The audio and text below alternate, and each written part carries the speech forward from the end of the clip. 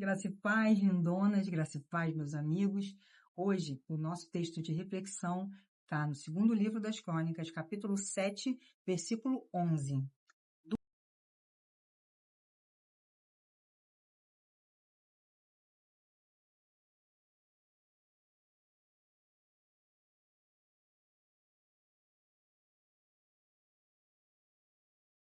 Duas casas importantes. Bom, depois daquela inauguração bombástica que a gente conversou um pouquinho ontem, Salomão vai para casa cheio de alegria. Naquela noite, Deus fala com ele. A Bíblia vai dizer nesse versículo que nós lemos que ele concluiu, ele fez tudo na casa de Deus e na sua casa. Duas casas muito importantes. A gente tem visto muitas pessoas se equivocando, tanto para um lado quanto para o outro, né? Há aquele grupo que se preocupa muito com a sua própria casa. Em outro texto da Bíblia, Deus vai dizer assim: vocês estão construindo a casa de vocês, é sempre tempo de dar uma reformada, de pintar, de ajustar. Quando é que vai chegar o momento que vocês achem necessário fazer isso com a minha casa? A minha casa está ficando abandonada. Então tem esse grupo mesmo, né? E nós podemos fazer parte dele facilmente, porque a vida que a gente vive hoje é uma vida tão atarefada, não é? É uma vida com tantas coisas que nos parecem necessárias. Então a gente precisa organizar dentro de casa, a gente precisa, quem trabalha fora ainda dá conta desse serviço. A gente tem marido, a gente tem filho, a gente tem família, a gente tem amigos para tomar um cafezinho, que é muito importante, né? A gente tem que cuidar da nossa saúde, a gente tem que cuidar da nossa beleza, enfim, é muita coisa para fazer. A semana voa que você nem vê. Olha, a gente já está na 12ª semana, se eu não me engano, do nosso devocional. Não passou rápido? O tempo está voando, porque a gente tem muitas coisas hoje onde nós estamos envolvidos. Mas tem o outro lado também. Tem o pessoal, isso também pode acontecer com a gente, que quer cuidar das coisas de Deus, mas deixando a sua casa. São duas casas muito importantes. Nós precisamos, é nossa responsabilidade cuidar da nossa casa. A nossa casa precisa estar ajustadinha. Então, nada adianta eu cuidar das coisas de Deus se a minha casa estiver sem manutenção. Porque depois que a gente constrói, tem que continuar mantendo. E essa é a parte que dura mais tempo. Você vai construir uma casa, sei lá, 1 ano, 2, se você tiver dinheiro até em menos tempo, né? Mas depois que você constrói, você precisa continuar mantendo. Aquela tinta não vai durar para sempre, a janela vai emperrar, as coisas vão acontecer, o piso gasta, enfim, gente, você sabe como é que é na nossa casa. A gente passa o resto da vida arrumando ali, fazendo manutenção nessa parede, fazendo um ajuste a colar. Tem coisa que você tem que você nem quer mais ter, não é? Aquela janela não faz mais sentido, aquela porta também não, você quer fazer uma reforma. Todo o tempo, uma casa que tem vida, uma casa que tem gente, ela precisa ser mexida, ela precisa ser arrumada, ela precisa de manutenção. Então, se a gente for se envolver nisso, a gente ficar a vida inteirinha nessa luta, né? Nessa roda que não acaba. A gente fica na rodinha do hamster ali, ó, para sempre arrumando a nossa casa, a nossa vida, a nossa casa, a nossa vida, a nossa casa, a nossa vida. Mas e as coisas do Senhor? Quem é que vai fazer nessa terra? Nós precisamos fazer isso acontecer também. A manutenção da casa do Senhor também é conosco. Nada adianta a gente ficar cuidando das coisas do Senhor, muito envolvido com a obra social, com a parte espiritual, com visita, se a nossa casa estiver em falta. Isso, inclusive, é motivo de muitos familiares não entenderem a grandeza de Deus e não desejarem estar numa igreja ou na presença do Senhor, porque eles são, é roubado deles um tempo com aquela mãe, com aquela esposa, com aquele amigo, né, com aquele irmão. Então, se eu estou está sendo tirado de mim um tempo com aquela pessoa, eu estou tendo um prejuízo pela falta dela, seja afetivo, seja de outra ordem, eu vou querer esse Deus que está roubando ela de mim? Claro que não, né?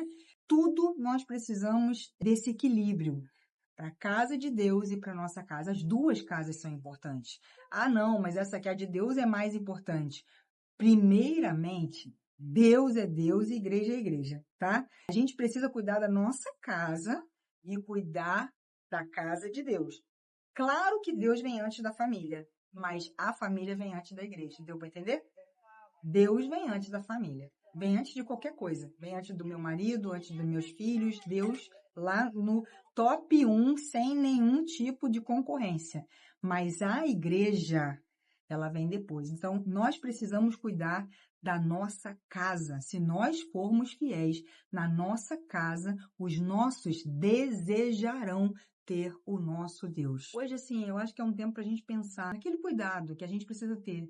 Nós que somos casadas, é um tempo para o marido, um tempo para conversar, um tempo para estar com os filhos, um tempo para estar na nossa casa, um tempo para cuidar da nossa casa, um tempo para a gente estar junto, um almoço, um café, qualquer coisa. Não precisa ter uma refeição, mas que a gente tenha esse cuidado de dar uma atenção para a nossa casa.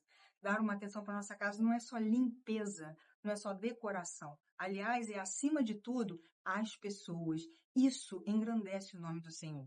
Uma casa onde nós temos essa comunhão, né? Essa comunhão ela é feita do dia a dia. Não é do dia do aniversário que a gente faz declaração de amor, né?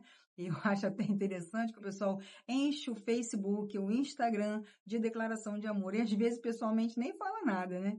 Ou naquele dia faz essa coisa toda, mas no dia a dia não elogia uma comida, né? Não ajuda em nada no serviço da casa. As duas casas são importantes.